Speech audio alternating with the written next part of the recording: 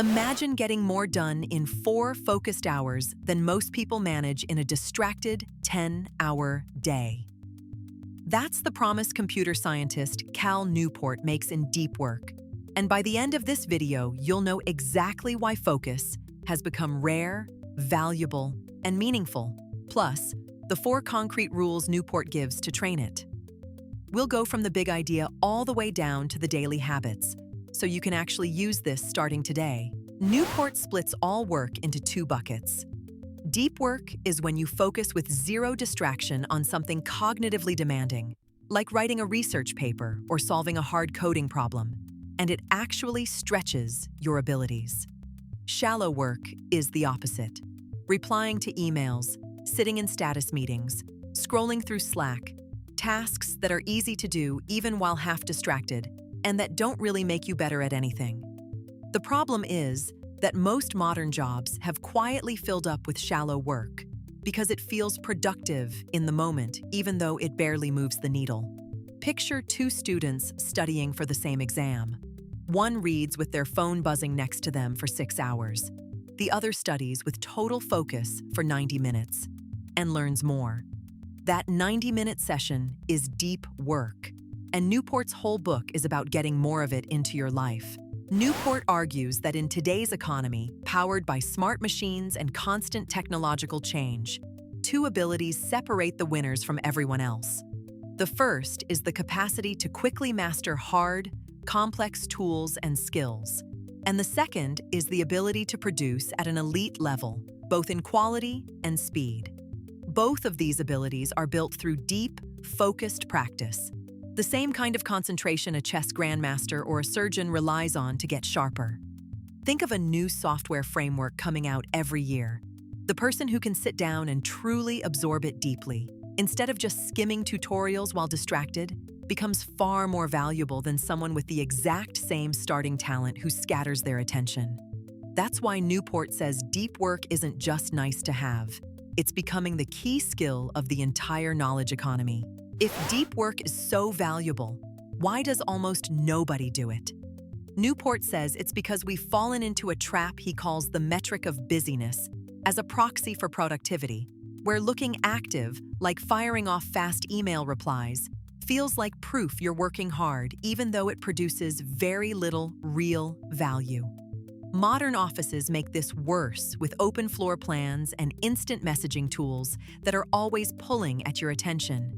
And companies default to these tools because of what Newport calls the principle of least resistance, choosing whatever is easiest in the moment rather than what's actually best for deep thinking.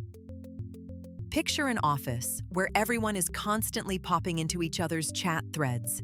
It feels collaborative, but nobody ever gets 30 uninterrupted minutes to actually think.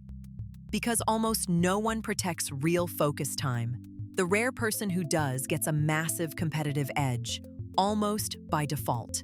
Beyond career success, Newport makes a surprising claim. Deep work actually makes life feel better. He draws on the idea of flow, that satisfying state where you're so absorbed in a challenging task that time seems to disappear, which psychologists have shown is one of the most enjoyable states humans experience, more than passive relaxing. He also borrows the craftsman mindset from skilled tradespeople. People like a master woodworker who finds deep satisfaction simply in getting better at their craft, not just in the paycheck. The core argument is that your world is essentially built from what you pay attention to. So a life full of shallow, scattered attention feels shallow and scattered too. Think about the difference between an afternoon spent fully absorbed building something with your hands versus an afternoon spent aimlessly refreshing your phone. The first leaves you satisfied. The second leaves you oddly drained. That's the meaningfulness argument for chasing deep work, not just the productivity one. Since deep focus is hard to just switch on, Newport says you need to build a system around it, starting with choosing a depth philosophy. The monastic approach means cutting off nearly all shallow obligations, like some famous programmers who avoid email almost entirely. Bimodal means blocking off large chunks like whole days for deep work and leaving the rest shallow. Rhythmic means doing a set deep work session every single day like clockwork. And journalistic means squeezing deep work into any pocket of free time you find.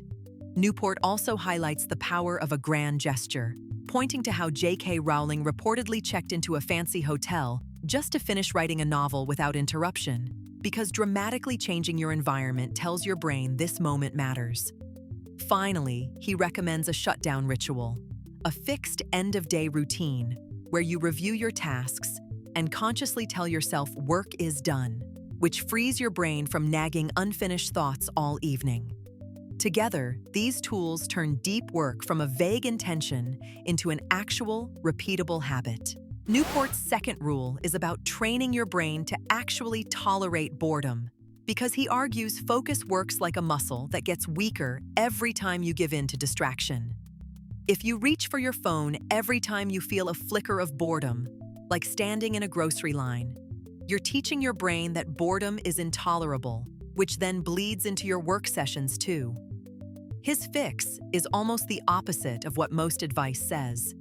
Instead of scheduling occasional breaks from distraction, you should schedule brief, timed breaks from focus, deciding in advance exactly when you're allowed to check your phone and staying off it completely the rest of the time. He also suggests something called productive meditation, where you take a walk or a shower and deliberately hold a single work problem in your mind the whole time, gently pulling your attention back whenever it wanders. Picture someone waiting for a bus who, instead of pulling out their phone, spends those 2 minutes just thinking through a problem from their day. That small rep is literally strength training for their attention span. Most people decide whether to use an app with what Newport calls any benefit thinking, meaning if it offers even one small upside, like occasionally seeing a friend's vacation photo, that's enough reason to keep it, even if it quietly costs hours of attention.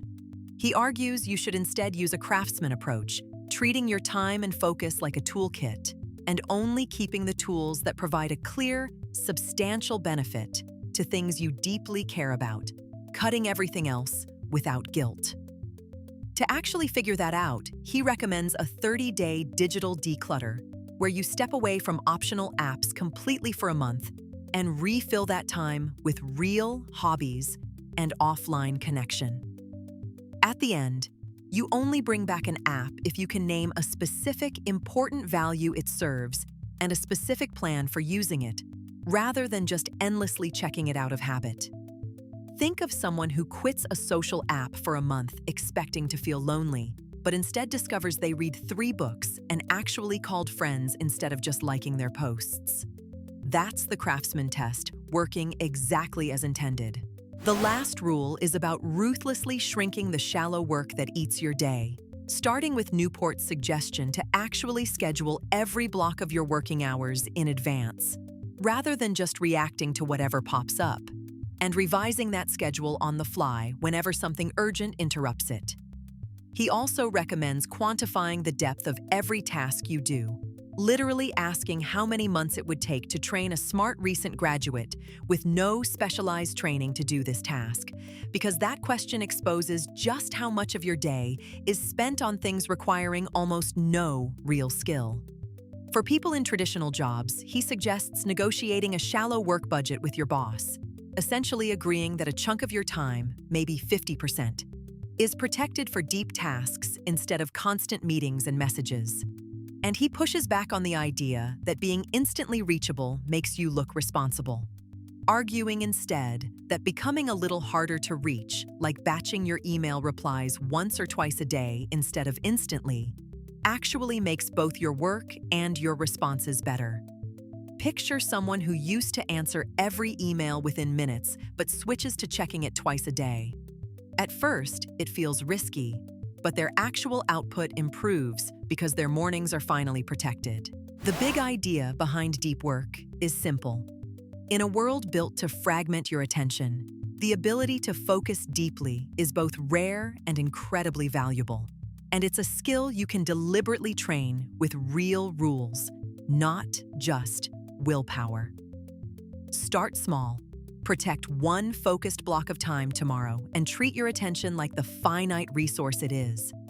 If this kind of clear, practical book breakdown helps you. Subscribe so you don't miss the next one.